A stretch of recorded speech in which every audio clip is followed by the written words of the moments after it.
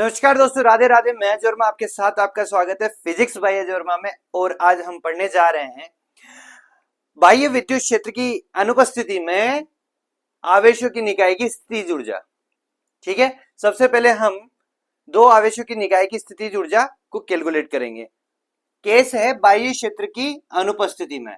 दो केस होंगे स्थितिज ऊर्जा निकालने की। स्थितिज ऊर्जा निकालने के दो केस होंगे, पहले तो बाह्य क्षेत्र की अनुपस्थिति में निकालोगे, फिर बाह्य क्षेत्र की उपस्थिति में निकालोगे।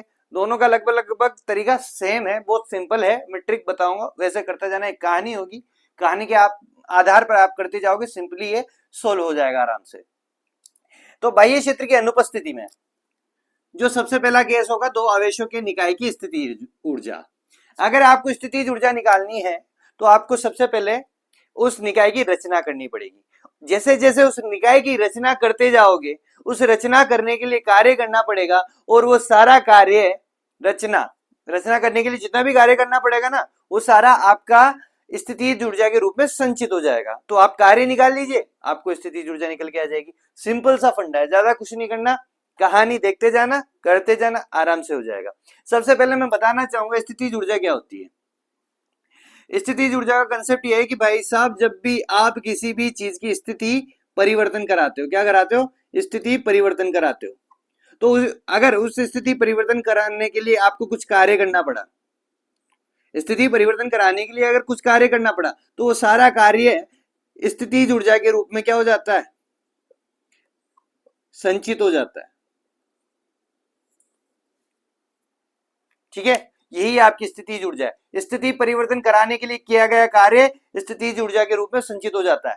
यही आपका स्थितिज ऊर्जा है। तो आपको क्या करना पड़ेगा? सबसे पहले स्थिति परिवर्तन, अर्थात स्थिति परिवर्तन से हमारी निकाय की रचना होगी। निकाय की रचना करने के लिए कार्य करना पड़ेगा, और कार्य जो निकालेंगे वही क्या हो जाएगा? अपना स्थितिज ऊर्जा हो जाएगी।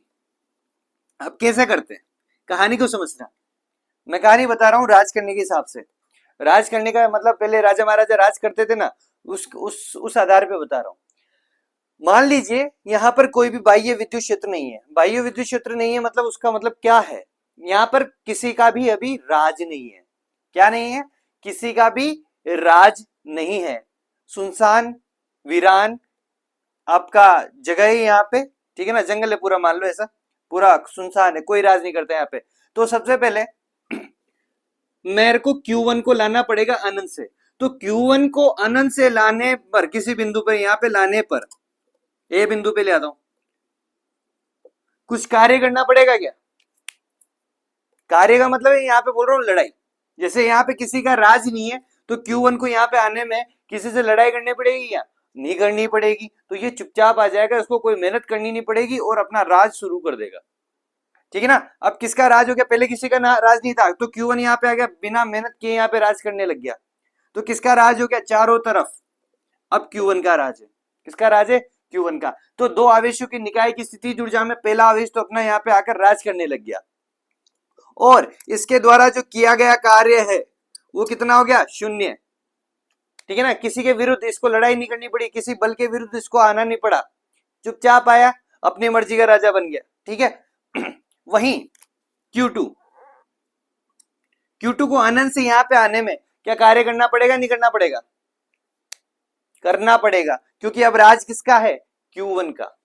तो मैं इंफिनिटी से यहां पर इससे R12 दूरी पर यदि आता हूं, Q2 को यहां पे लेके आता हूं B बिंदु पर, तो B बिंदु पर पहुंचने के लिए जैसे यहां पे पहुंचेगा, मान लो ये दोनों धनावेश है, यहां से आगे आता जा रहा, तो इस बिंदु आवेश के प्रभाव के कारण, क्षेत्र के कारण, जो ये भी प्लस, मान लो ये भी प्लस है, ये भी प्लस है, तो क्या होगा? प्रतिकर्षण होगा। प्रतिकर्षण मतलब लड़ाई। तो ये इसको दूर भेजने की कोशिश करेगा, और ये अपन इसको जबरदस्ती क्या ला रहे हैं? इधर लेके आ रहे हैं, तो लड़ाई होगी। तो यहां तक आने के लिए, इस बी बिंदु तक आने के लिए इस Q2 पर अपन को कार्य करना पड़ा होगा, तो इसका कुछ ना कुछ कार्य होगा, वो कार्य निकालेंगे। वो कार्य कितना हो जाएगा? आपको एक फॉर्मूला पता होगा, V बराबर क्या होता है? W/Q। ठीक है ना। किसी विभव के विरुद्ध Q1 आवेश को किसी बिंदु तक लाने में किया गया कार्य। ठीक है ना। तो वो क्या हो जाएगा? W बराबर V इंटू Q हो जाएगा कार्य। यही है ना। किसी भी विभव, अभी विभव किसका है, क्षेत्र किसका है, Q1 का। इसके विरुद्ध Q2 को B बिंदु तक अर्थात R12 दूरी पर लाने में किया गया कार्य क्या हो जाएगा, विभव इंटू उस जिस आवेश को लेके आए हो उसका गुणनफल। ठीक है ना। तो इसका विभव कितना होगा, ये बिंदु आवेश है, क्या है, बिंदु आवेश। बिंदु आवेश के कारण विभव कितना उत्पन्न होता है अपन ने ऑलरेडी कैलकुलेट कर रखा है। कभी भी बिंदु आवेश के कारण विभव निकालोगे तो इसका फॉर्मूला होगा, क्योंकि V बराबर कितना हो जाएगा, K, इसके कारण है Q1 अपॉन R12। क्या हो जाएगा, K Q1 अपॉन R12। तो W हो जाएगा इसका K Q1 upon R12 into Q2। तो समझ रहे हो ना। अगर यहां पर सबसे पहली बात मैं बोल रहा हूं आपको, यहां पर किसी का राज नहीं था तो Q1 कितना हो गया, Q1 का कार्य कितना था, 0। जब यहां पर Q1 का राज हो गया तो अर्थात इसकी फौज है, फौज क्या है वो KQ1 बाई R1। उससे किसको लड़ना पड़ेगा, Q2 को लड़ना पड़ेगा। किसको लड़ना पड़ेगा, Q2 को लड़ना पड़ेगा। उस लड़ाई का मान कितना होगा, इसको मान लेता हूं W1। तो W1 लड़ाई किससे लड़ी, इससे लड़ी Q1 से। Q1 की फौज क्या है, KQ1 अपॉन R1। कौन लड़ा, Q2। सिंपल सा फंडा। ठीक है, ये हो गई दो आवेशों के निकाय की स्थितिज ऊर्जा। क्योंकि जितना भी कार्य आप करोगे, पहला तो क्या हो गया, पहले आवेश को लाने में शून्य हो गया, तो बचा क्या, दूसरे आवेश को लाने में किया गया कार्य, और दूसरे आवेश को लाने में किया गया कार्य कितना हो जाएगा, KQ1 upon R1 into Q2। तो ये आपकी क्या हो जाएगी, दो आवेशों के निकाय की संचित ऊर्जा। क्या हो जाएगी, दो आवेशों के निकाय की संचित ऊर्जा। अब इस निकाय की संचित ऊर्जा कितनी है, इतनी है। यदि मैं इसी निकाय में, अब ऑलरेडी इसके पास ऊर्जा इतनी है, अब इसमें एक और तीसरा आवेश लेके आ जाता हूं Q3, किसी बिंदु इस पर अनंत से लेके आएंगे अपन। तो जब अनंत से लेके आएंगे, अब काफी टाइम बाद इसका भी राज है, इसका भी राज है, दोनों का राज है। अब तो इसका भी प्रभाव होगा, इसका भी प्रभाव होगा। तो इसका भी राज, इसका भी राज। तो Q3 को किससे लड़ना पड़ेगा, इससे भी लड़ना पड़ेगा, इससे भी लड़ना पड़ेगा। माना कि इन दोनों के बीच की दूरी, इन दोनों के बीच की दूरी कितनी है, R13, और इन दोनों के बीच की दूरी R23। तो अगला Q3 के द्वारा की गई लड़ाई है, Q3 के द्वारा किया गया कार्य, ये तो Q2 के लिए था। तो Q3 के लिए कितना हो जाएगा, ये W1 मान लेते, इसको W2। सबसे पहले किससे लड़ना पड़ेगा, Q3 को Q1 से। तो Q1 से लड़ने के लिए Q1 की फौज कितनी है, KQ1 अपॉन R, इन दोनों के बीच की दूरी R13। बिंदु आवेश के कारण उत्पन्न विभव का मान है। ठीक है ना। और लड़ाई किसने की, Q3 ने की Q1 से, Q1 की फौज से। प्लस अब Q3 किससे लड़ेगा, इससे लड़ेगा, अकेले Q2 से नहीं, Q2 की फौज से। Q2 की फौज क्या है, KQ2 अपॉन R23। और लड़ाई किसने की, Q3 ने। तो ये Q3 के द्वारा किया गया कार्य जो कि संचित ऊर्जा के रूप में इकट्ठा हो जाएगा। अब निकाय की कुल ऊर्जा कितनी हो जाएगी, निकाय की कुल ऊर्जा हो जाएगी U बराबर U1 प्लस U2। कितनी हो जाएगी, सॉरी, U बराबर U1 प्लस U2। तो कितना आएगा, U बराबर पहले के द्वारा KQ1 Q2 अपॉन R12, और दूसरे के द्वारा, सॉरी, तीसरे आवेश के द्वारा KQ1 Q3 divided by R13 plus KQ2 Q3 divided by R23। Simple सा फंडा है। सबसे पहले देखो, फिर से मैं बता देता हूं, बाह्य विद्युत क्षेत्र की अनुपस्थिति में ए बिंदु पर Q1 आएगा तो कोई भी नहीं है लड़ने वाला, तो ये आराम से आ जाएगा। इसका किया गया कार्य कितना हो जाएगा, शून्य। इसको लड़ना नहीं पड़ेगा। वहीं Q2 को लेके आओगे तो अब यहाँ पे राज करने वाला ऑलरेडी है Q1। तो आपको क्या करना पड़ेगा, अब Q1 ने अपनी फौज जमा ली, तो फौज जमाने के मतलब इसके विरुद्ध कार्य करना पड़ेगा, इसके क्षेत्र के, इसके प्रभाव के विरुद्ध कार्य करना पड़ेगा। कितना कार्य करना पड़ेगा, VQ। ठीक है ना। तो वो हो जाएगा Q1 के द्वारा विभव KQ1 अपॉन R12, अर्थात Q1 की पूरी फौज लड़ेगा कौन, Q2। अब Q2 का काम खत्म हो गया है। अब इन दोनों का राज स्थापित हो चुका है, तो इनके बीच की स्थिति ऊर्जा कितनी हो जाएगी, KQ1 Q2 अपॉन R12। ठीक है, ये पहले की स्थिति ऊर्जा होगी दो आवेशों की निकाय की। अब मैं बात करता हूं तीन आवेशों की निकाय की। किसकी बात कर रहा हूं? तीन आवेशों की निकाय की। तीन आवेशों की निकाय की स्थितिज ऊर्जा के लिए तीसरा आवेश लाना पड़ेगा, तीन आवेशों की निकाय की रचना करनी पड़ेगी। 1 है, 2 है, अब तीसरा भी लाना पड़ेगा। तो तीसरे के लिए क्या करना पड़ेगा? यहाँ इस बिंदु पे लेके आता हूं, मान लीजिए ये सी बिंदु है, सी बिंदु पे लेके आऊंगा तो यहाँ पे राज करने वाले ऑलरेडी दो आवेश हैं, ठीक है ना। तो इस Q3 को इसकी फोर्स से भी लड़ना पड़ेगा, Q3 को इसकी फोर्स से भी लड़ना पड़ेगा, तो दो बार लड़ाई यहाँ लड़नी पड़ेगी। तो इसके Q3 के द्वारा किया गया कार्य कितना हो जाएगा? W2 बराबर इससे लड़ेगा KQ1 बाई R13, Q3 लड़ा, और प्लस इससे भी लड़ना पड़ेगा KQ2 डिवाइडेड बाई R23 और Q3, ठीक है ना। जब इनका राज स्थापित हो जाएगा ना, तो इससे नहीं, पूरी फोर्स से लड़ना पड़ेगा। पूरी फोर्स का मतलब इसका विभव, ठीक है ना, और इसका विभव KQ2 बाई दूरी, ठीक है। ये फंडा है। ऐसे ही चार आवेशों की निकाय के लिए मान लीजिए यहाँ पे लेके आ जाता हूं Q4 को। अब Q4 को, अब तीनों का राज हो चुका है यहाँ पे। अब इस Q4 को किस किस से लड़ना पड़ेगा? इससे लड़ना इससे लड़ना पड़ेगा, इससे लड़ना पड़ेगा, इससे लड़ना पड़ेगा। मैं मानता हूं इससे इसकी दूरी R34 है, इससे इसकी दूरी R24 है, ये भी है, और इससे इसकी दूरी है यहां से यहां तक R14 है, ठीक है। तो चार आवेशों की निकाय की स्थितिज ऊर्जा कितनी हो जाएगी? मैं बता रहा हूं आपको कितनी हो जाएगी। तो Q4 के द्वारा किया गया कार्य W3 वही स्थितिज ऊर्जा हो जाएगा U3। सबसे पहले किससे लड़ेगा? Q1 से। दूरी कितनी है? 2-3। तो इसकी पूरी फोर्स कितनी हो जाएगी Q1 की? KQ1 R14। लड़ कौन रहा है? Q4 लड़ रहा है। फिर उसके बाद किससे लड़ेगा? Q2 की फोर्स से। Q2 की फोर्स मतलब KQ2 डिवाइडेड बाई R, इन दोनों के बीच की दूरी 24। लड़ाई फिर से किसकी हो रही है? Q4 की हो रही है। फिर प्लस Q4 किससे लड़ना पड़ रहा है? Q4 को Q3 से, मतलब Q3 की फोर्स है। Q3 की फोर्स मतलब KQ3 डिवाइडेड बाई इन दोनों के बीच की दूरी, लड़ाई जहां पे हो रही है R34। लड़ कौन रहा है? 4 ही लड़ रहा है। तो ये हो जाएगी आपके तीसरे आवेश के कारण, तीसरे आवेश को जब लेके चौथे आवेश को जब लेके आओगे उसके कारण स्थितिज उत्पन्न स्थितिज ऊर्जा। अब आपको टोटल चाहिए तीन आवेश के कारण, तीन आवेश के कारण चाहिए, तो आपको इन दोनों को जोड़ दिया था। चार आवेश के कारण चाहिए तो आपको क्या करना पड़ेगा? U बराबर U1 plus U2 plus U3, ठीक है ना। पहले आवेश को लाने में कोई कार्य नहीं किया था, दूसरे आवेश को लाने में किया U1, वही संचित ऊर्जा होगी U1, और तीसरे को लाने में U2 और चौथे को लाने में U3। इसको जोड़ दो इससे और इन दोनों को जोड़ दो इससे, वो आपके कुल संचित ऊर्जा का मान हो जाएगा। सिंपल सा फंडा है, हर जगह यही इस्तेमाल करना है।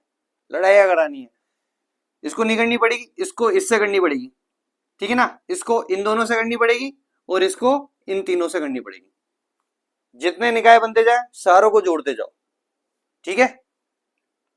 ये हो गया आपका कंसेप्ट। अब इसमें फॉर्मूला आप डेराइव मतलब बनाना चाहते हो कि इन आवेशों के निकाय की स्थितिज ऊर्जा को कैसे बनाएंगे, देखना।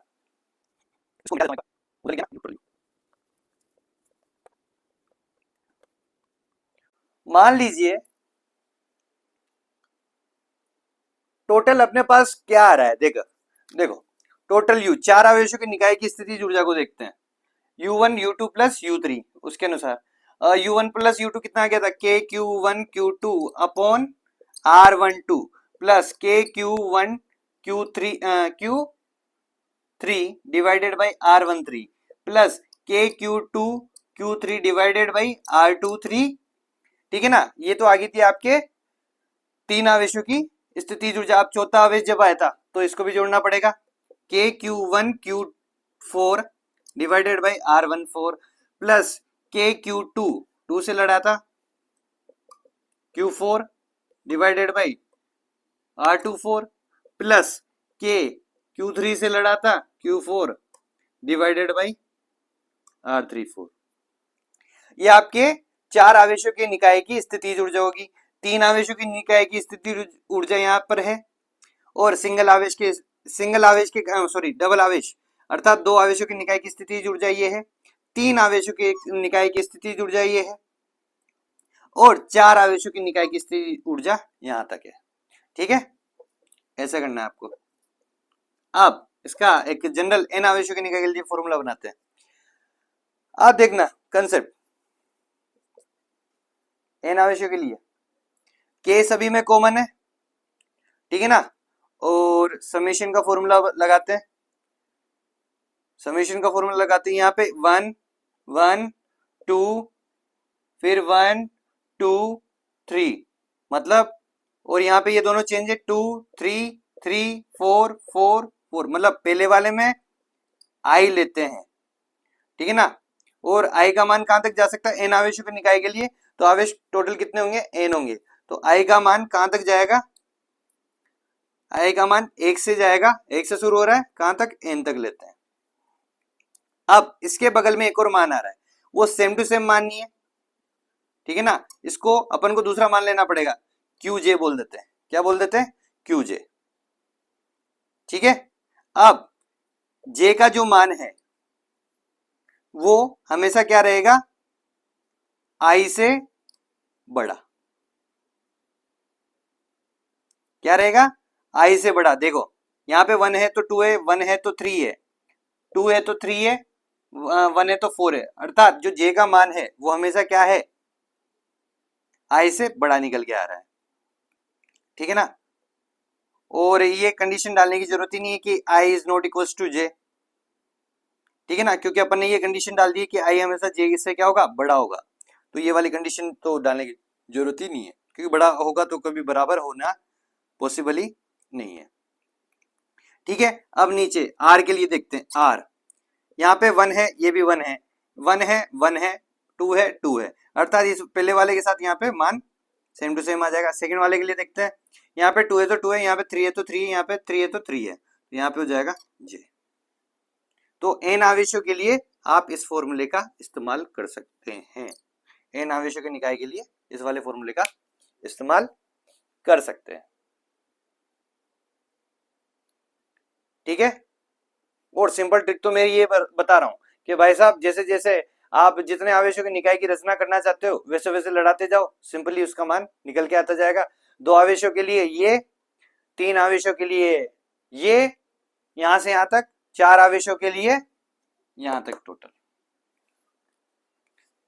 पहले आवेश को लेके आओगे तो कोई कार्य नहीं करना पड़ेगा, दूसरे आवेश को लेके आओगे तो इसके विरुद्ध कार्य करना पड़ेगा, तीसरे आवेश को लेके आओगे तो इसके और इसके विरुद्ध कार्य करना पड़ेगा, यहां तक हो गया। अब चौथे को लेके आओगे तो इसके इसके और इसके विरुद्ध कार्य करना पड़ेगा, ठीक है। ये ऐसे होता है क्या, जो मैंने ट्रिक बताई लड़ाई वाली वो सबसे बेस्ट है, वो उससे करते जाना, इसमें कंफ्यूजन होने के चांसेस है, ठीक है। डायग्राम बनाओ सिंपली और वैसे करते जाओ। ज्यादा से ज्यादा बोर्ड में 3 आवेशों की निकाय की पूछता है, ज्यादा से ज्यादा 4 पूछ ले तो ये ऐसे करना है, 3 मतलब यहां तक ही पूछेगा वो ज्यादा से ज्यादा,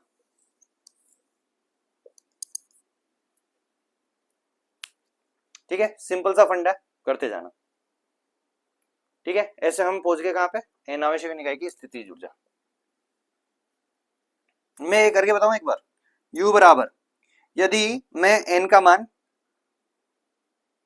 3 आवेशों की निकाय की वाला ले लेते हैं, n का मान 3 तक जाएगा तो k कॉमन रहेगा सभी में, 3 तक जाएगा तो सबसे पहले i 1 से स्टार्ट हो रहा है, क्या हो रहा है 1 से, तो Q1, और J का मान जो है I से ज्यादा रहेगा तो इसको Q2 ले लेते हैं, Q2 डिवाइडेड बाय नीचे R12 हो जाएगा, फिर K, पहला अपन ने 1 ले लिया है, ठीक है ना, तो 1 Q 3 है ना, तो K Q1 फिर से 1 ले लेता हूं, तो अब क्या हो जाएगा, ज्यादा ज्यादा 3 हो जाएगा ये R13, ठीक है। 1 का हो गया, 2 का लेते हैं तो K Q2, अब यहाँ पे 2 ले लिया तो अगला मान, अगले वाले Q का मान जो ये यहाँ पे जाता है ना वो 2 से बड़ा होना चाहिए 3, ठीक है, तो ये हो जाएगा R23। ये लो भाई साहब, अब इससे ज्यादा तो बढ़ नहीं सकता मान, ठीक है, क्योंकि J का मान अब मतलब अगर इससे ज्यादा लोगे आप, K Q3 ले लेते हो मान लो, तो जे का मान जो है आपको क्या लेना पड़ेगा 3 से ज्यादा, तो 4 होगा। और आप जानते हो इनका मान कितना ले रखा अपन ने 3 तक, तो इनका मान 3 तक लेना पड़ेगा। और अपन ने ऑलरेडी कंडीशन डाल रखी है कि जे का मान हमेशा ऐसे क्या होगा ज्यादा, तो ये वाला कंडीशन नहीं बन सकता। तो फॉर्मूला कहां तक बन रहा है, ये वाला। अब ये वाला अपन ने ऑलरेडी कर रखा है। इस वाले के Q1 Q2 Q1 Q3 और Q2 Q3 ये लो हो गया, सिंपल सा है कंसेप्ट। ठीक है, तो धन्यवाद, राधे राधे आज के लिए। अगर समझ में आया हो तो बताना, नहीं समझ में आया हो तो भी बताना। अगर नहीं आएगा तो मैं फिर से बताऊंगा सही तरीके से और अच्छे तरीके से, बेटर तरीके से बताऊंगा। लेकिन आप अपना रेस्पॉन्स दें ताकि मैं आगे और अच्छे तरीके से वीडियो बना सकूं। तो धन्यवाद, राधे राधे, बाय बाय, टाटा।